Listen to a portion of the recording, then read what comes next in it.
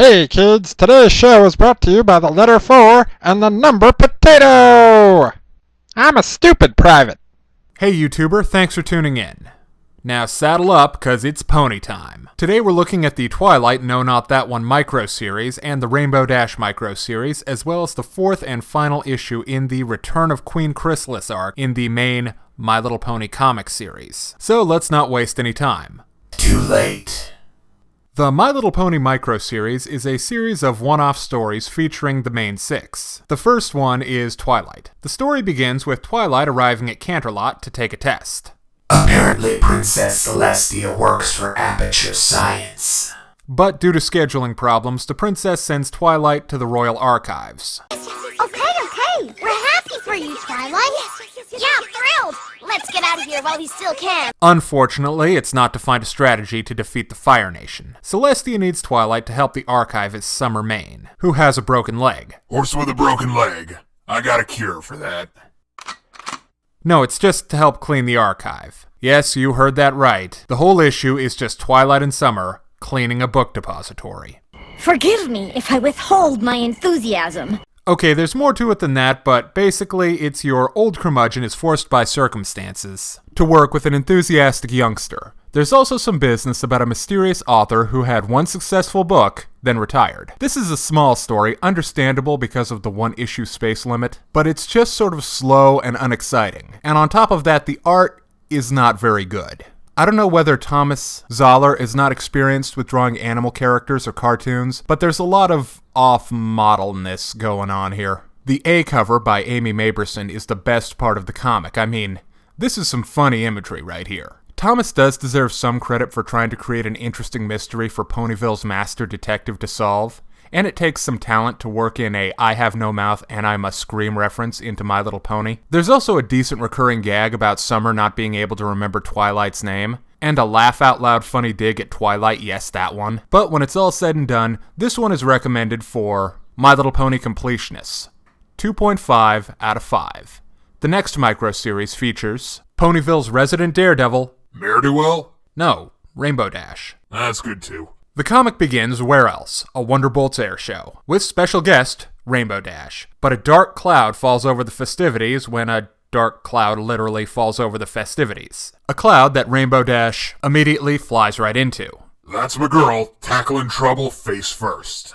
The cloud is home to a new kind of creature called cloud gremlins. Similar to changelings and wendigos, except the gremlins feed off sadness, and their plan is to spread doom and gloom all over Ponyville.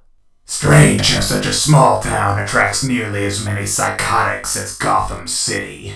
Now Dash is one of the all-time great cloudbusters, but the Gremlins cloud seems to be made of sterner stuff. Throughout the course of the issue, Dash exhausts all her usual cloud-busting tricks, until she's down to one last desperate plan that could cost her the ability to fly. Forever!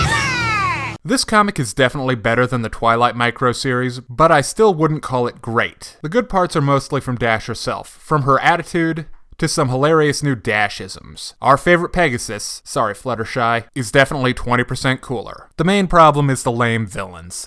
Little monsters are always fun, but these guys don't do a whole lot. They just seem to have plot-convenient invincibility. There's also a retcon at the end about how Zap Apples are created that felt pretty unnecessary. But if you're a Rainbow Dash fan, and who isn't really, go pick this one up at your local comic book store. 3.5 out of 5. Alright, now it's time for the main event. Pun definitely intended. In this corner, you know her, you love her, after all, you have no other choice. The Queen of Mean, the Mistress of Misery, the Sultaness of Suffering, Queen Chrysalis. And in this corner, the Challenger, a cute purple unicorn and the defender of love, friendship, and all that other schmaltzy you pretend you're too cool to like. It's Twilight Sparkle! Yay! Our comic opens at the gates of the Dark Kingdom. But once the main six are inside the stronghold of Queen Chrysalis, designed by MC Escher, by the way, you'll see cameos by everyone from Pennywise to that guy from Temple of Doom, until it's time for Twilight and Queen Chrysalis to square off in a final boss fight of sheer awesomeness. And when it's all over, you'll find a bonus comic at the end, featuring the Princess of the Sun herself, in 4 glorious pages that I refer to as Celestia Actually Does.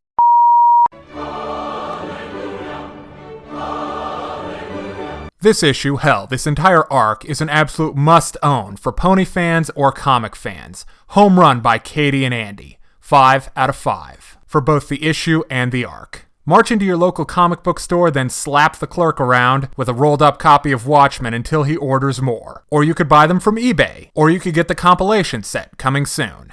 Shut up and take my money! And next month, be on the lookout for issue number 5. On this one, I have 4 words. Nightmare Moon is back.